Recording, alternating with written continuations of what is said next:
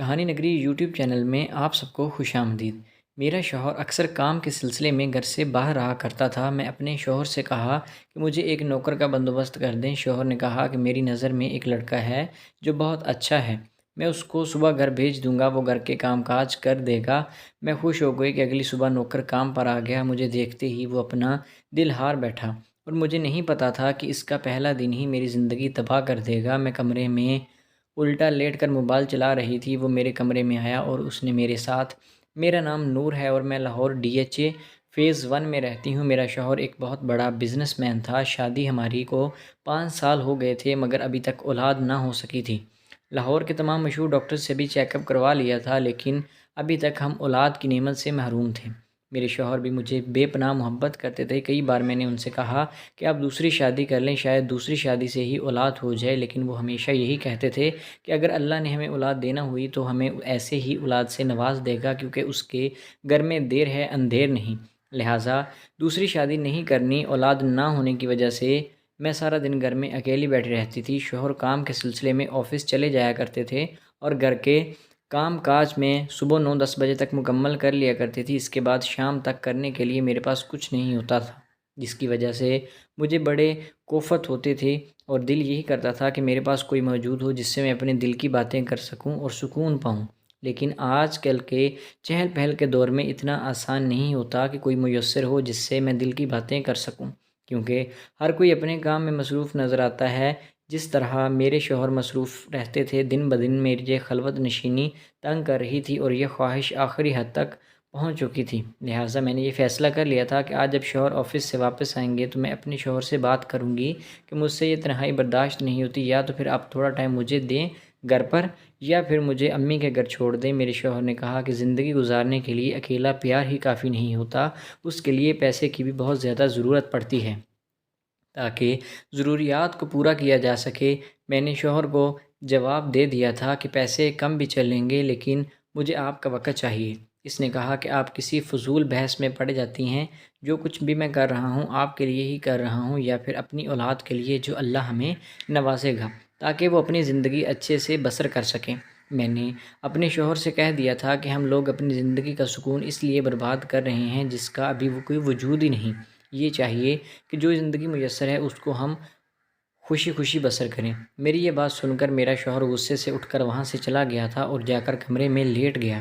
میں اپنے شوہر کے پیچھے پیچھے کمرے میں چلی گئی تھی اور جا کر کہا کہ آپ تو میری بات سے ناراض ہو گئے ہیں، اچھا میں آئندہ ایسی بات نہیں کروں گی۔ تو شوہر نے کہا کہ جب آپ ایسی باتیں کرتی ہیں تو میرا دل دکھتا ہے، جس کی وجہ سے میں پریشان ہو جاتا ہوں۔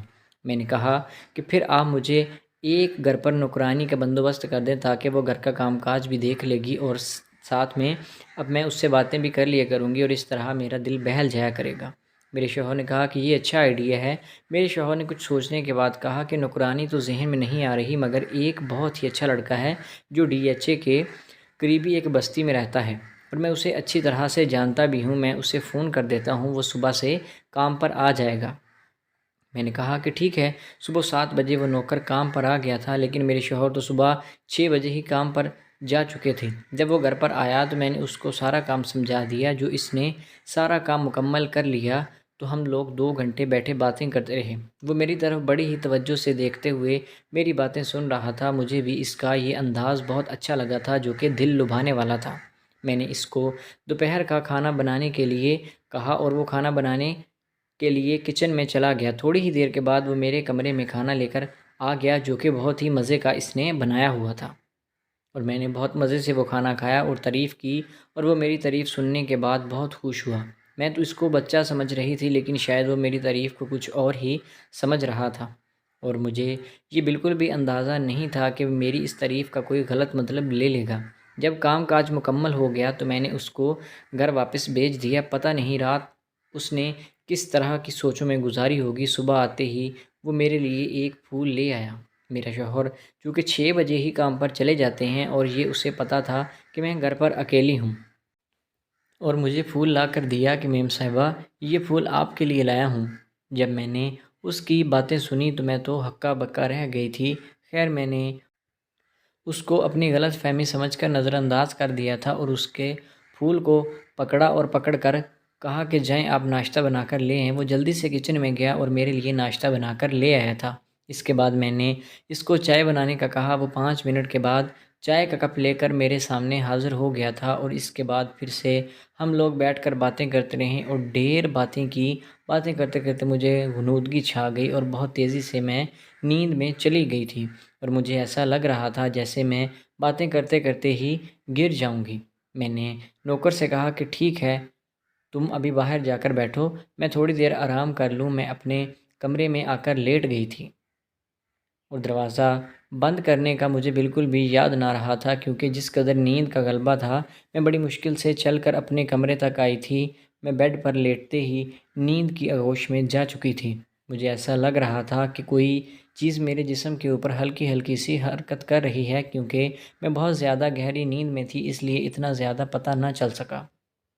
اور جب میں نے نیند سے بیدار ہوئی تو مجھے بہت زیادہ تھکاوٹ محسوس ہو رہی تھی، جیسے میں نے بہت زیادہ کام کر لیا ہو۔ لیکن میں نے اپنے دماغ پر زور دیا کہ میں نے ایسا کون سا کام کیا ہے جس کی وجہ سے مجھے تھکاوٹ محسوس ہو رہی ہے، لیکن مجھے ایسا کوئی بھی کام ذہن میں نہیں آیا تھا جس کو یاد کر کے یہ لگا ہو کہ اس کی وجہ سے مجھے تھکاوٹ ہوئی ہے۔ میں بڑی پریشان بیٹھی سوچتی رہی تھی، لیکن کوئی بھی بات میرے ذہن میں نہیں آ رہی تھی۔ مجھے نوکر پر تھوڑا سا شک ہونے لگا تھا کہ اس نے میرے ساتھ کچھ غلط نہ کیا ہو، لہٰذا میں نے یہ سوچا کہ اتنا اندھا دھند اعتماد اچھا نہیں ہوتا۔ میں نے اب یہ فیصلہ کر لیا تھا کہ اب میں اس کی حرکتوں پر نظر رکھوں گی۔ جب شام ہوئی تو اس سے میں نے کھانا بنانے کا کہا۔ کھانا تو میں نے کھا لیا جو بہت مزے کا بنایا ہوا تھا۔ اس کے بعد اس کو چائے بنانے کا کہا کہ جاؤ میرے لیے چائے بنا کر لے آؤ۔ جی میم صاحبہ، میں ابھی لے کر آتا ہوں۔ اور 5 منٹ کے بعد وہ میرے لیے چائے لے کر آ گیا تھا۔